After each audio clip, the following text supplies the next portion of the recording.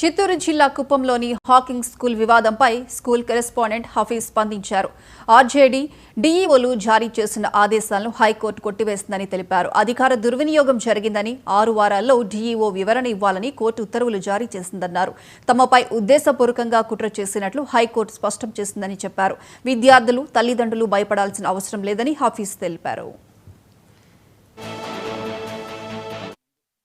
ఇదే సమయానికి ఒక బాంబు లాంటి వార్త విన్నాం. అదేంటంటే హాకింగ్ స్కూల్ గుర్తింపు రద్దు అని. కానీ వాస్తవానికి హాకింగ్ స్కూల్ గుర్తింపు 8, 9, 10 స్టేట్ బోర్డు మాత్రం విత్డ్రా చేసుకునింది.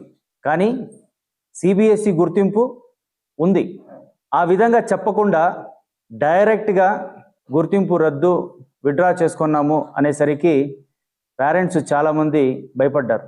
కానీ సత్యమేవ జయతే అంటే ఎప్పటికైనా సత్యమే గెలుస్తుంది, న్యాయమే గెలుస్తుంది అని చెప్పడానికి వారం కాకముందే హైకోర్టు నుంచి వచ్చిన ఆర్డర్స్ ఇదొక మంచి ఎగ్జాంపుల్.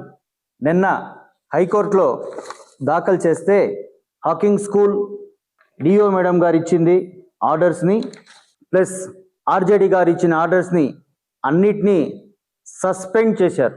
ఏమని చెప్పి రాశారంటే option clearly, opinion clearly in violation of principles of natural justice అంటే దుర్వినియోగం చేశారు అధికారాన్ని.